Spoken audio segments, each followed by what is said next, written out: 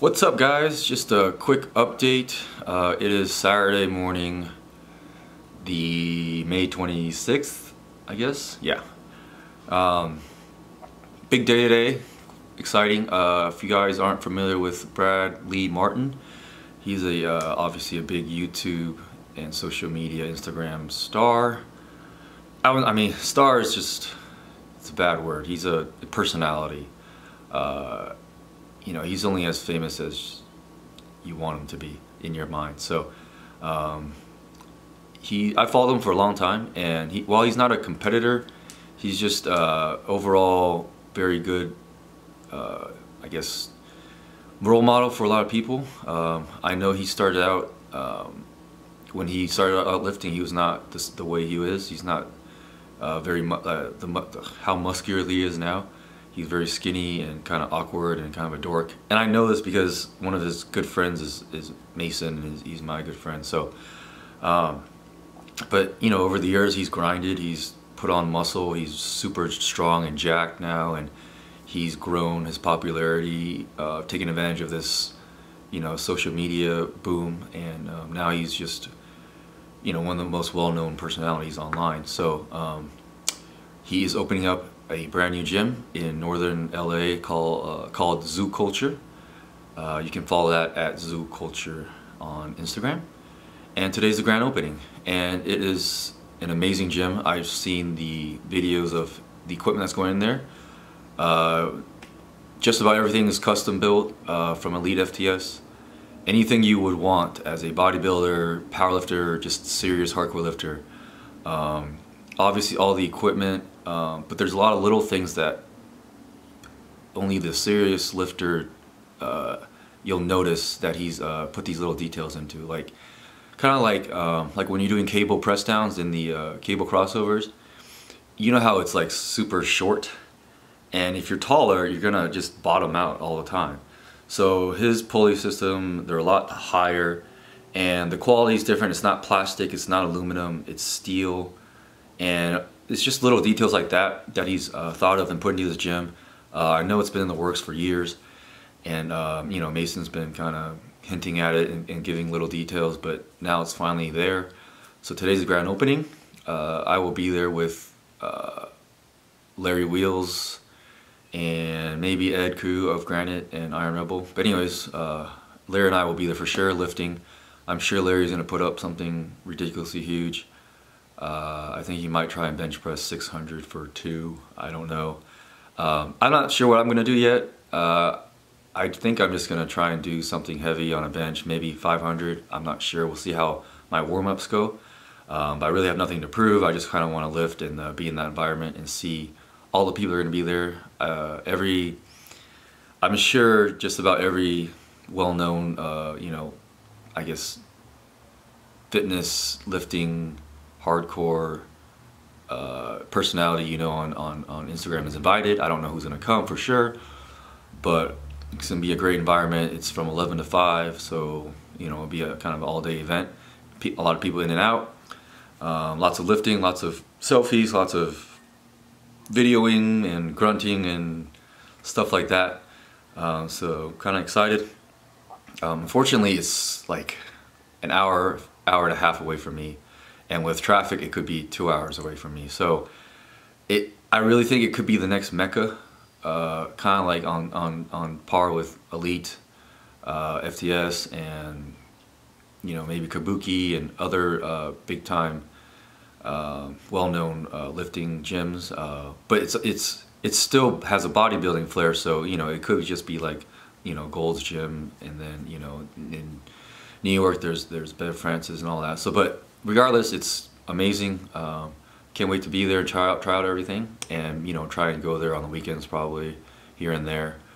But that's what's going on today. And as far as my injury update,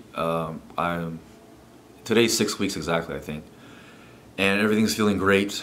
I've been doing a lot of leg press, some body weight squats, some single leg split squats, and all that's been feeling great. And this week, was it Thursday? Wednesday or Thursday? It was Wednesday. I started deadlifting for the first time since my injury. So, you know, probably 7+ weeks, because I didn't deadlift much for the week tapering before my meet. So everything felt great. I just started with a plate and worked up. I did sets of 8 until I was hit something hard or something felt wrong. And I got up to 6 plates, so 585 for 8. Which I didn't think I would get. It's kind of crazy because I haven't deadlifted in a long time. But at the same time, I realize it's not that crazy, because I've been doing so much work on my posterior chain. I've been deadlifting, but just a different variation of, you know, stiff legs, RDLs, vert pull, all that stuff. So everything in my back, my legs, my hamstrings, my glutes, all that has been being worked and progressing and getting stronger. So now that I've added, you know, some of my quads back as far as the leg drive when I'm doing the conventional regular deadlift, you know, it's just going to add that much more.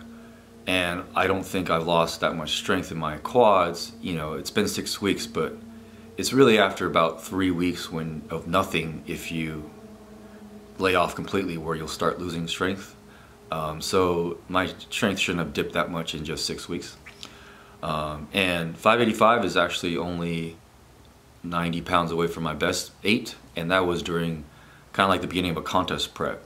So I'm very excited about my starting point for deadlifts, but I can't push it too much right now. I mean, it felt great, everything, but I'm still need to pull back or stay back until I'm 100% clear to go full blow. I probably shouldn't have gone up to 585. My plan was to go to 405, but it happens. And then, let's see, so deadlift's going well. Next week I'm gonna probably add some high box squats, just so I can start squatting again, but not putting too much pressure on my quads at the very bottom, which is where I hurt it. And that's where, when I was starting to rehab and, you know, early on in the injury, that's where the discomfort was. It was never too much pain. It was discomfort at the very bottom when it's very stretched. And that's where muscles are most vulnerable, is at the most stretched position. It's the most weakest position. So I'm going to do high box squats first, just to get into the habit and technique of squatting again.